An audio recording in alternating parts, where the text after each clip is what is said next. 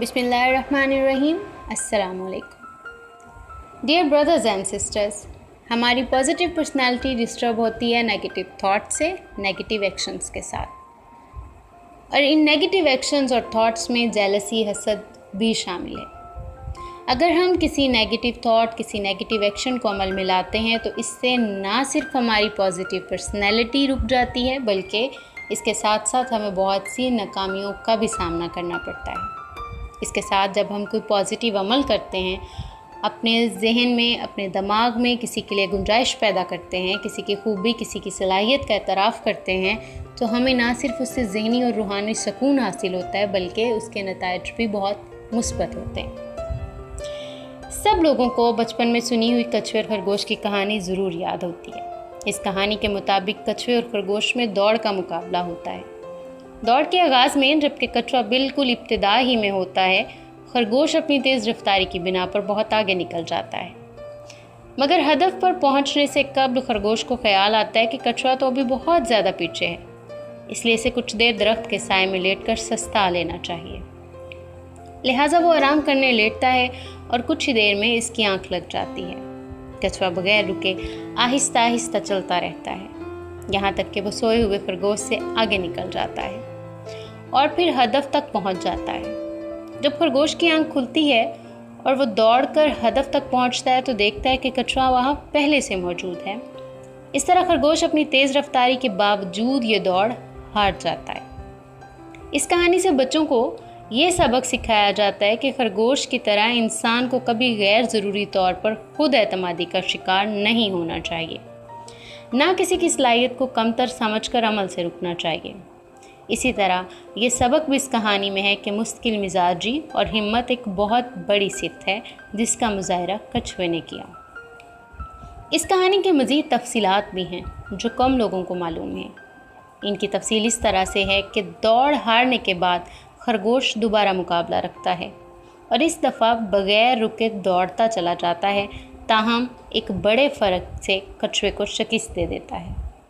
اس سے یہ سبق ملا کہ اعلیٰ صلاحیت کے ساتھ مستقل مزاجی جمع ہو جائے تو انسان ہمیشہ دوسروں سے بہت آگے نکل جاتا ہے۔ مگر ابھی یہ کہانی ختم نہیں ہوئی۔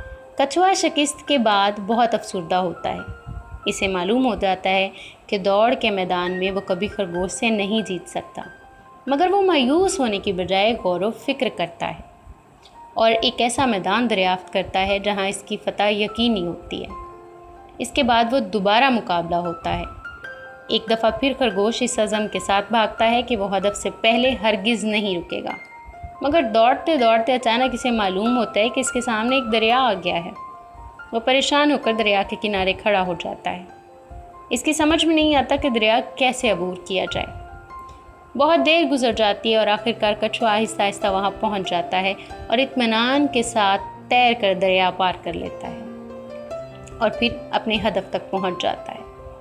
یوں خرگوش کو مستقل مزاجی اور اعلیٰ صلاحیت کے باوجود شکست حاصل ہو جاتی ہے۔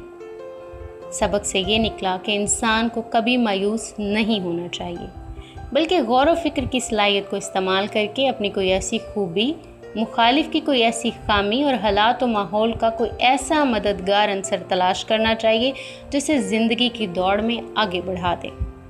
اللہ تعالیٰ نے لازماً ایسی کوئی نہ کوئی چیز رکھی ہوتی ہے، شرط یہ ہے کہ انسان اسے تلاش کر لے۔ تاہم یہ کہانی ابھی ختم نہیں ہوئی۔ ایک روز اس علاقے کے کچھ شکاری آ جاتے ہیں اور کچھوے اور خرگوش دونوں کی جان کو خطرہ لاحق ہوتا ہے۔ خرگوش کے پیچھے شکاری اور آگے پانی ہے، جبکہ کچھوے کے لیے پانی تک پہنچنے کا وقت بھی نہیں۔ تاہم دونوں اپنے اختلافات ختم کر کے ایک دوسرے کی مدد کرنے کا فیصلہ کرتے ہیں۔ خرگوش کچھوے کو اپنے اوپر اٹھا کر دوڑتا ہے، یہاں تک کہ وہ دریا کے کنارے جا پہنچتا ہے۔ یہاں سے کچھوا اسے اپنے اوپر بٹھا کر دریا پار کرا دیتا ہے۔ پھر خرگوش کچھوے کو اپنی کمر پر بٹھا لیتا ہے اور دوڑنا شروع کر دیتا ہے، یہاں تک کہ دونوں خطرے کی زد سے نکل جاتے ہیں۔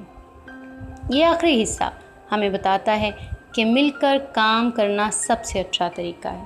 اس میں سب کی جیت ہے، مگر اس کے لیے انسان کو اپنی انا اور بڑائی کو قربان کرنا ہوتا ہے۔ یہ وہ باتیں ہیں جو شاید بڑوں کی سمجھ میں نہیں آتی، اس لیے بچہ بن کر کہانی کی شکل میں انہیں سمجھ لینا چاہیے، کیونکہ اسی سے ہماری بقا ہے اور اسی سے ہی ہماری پازیٹیو پرسنالٹی کی تعمیر ممکن ہے۔ اپنا خیال رکھیے، اپنے خیال کا بھی خیال رکھیے۔ اللہ حافظ۔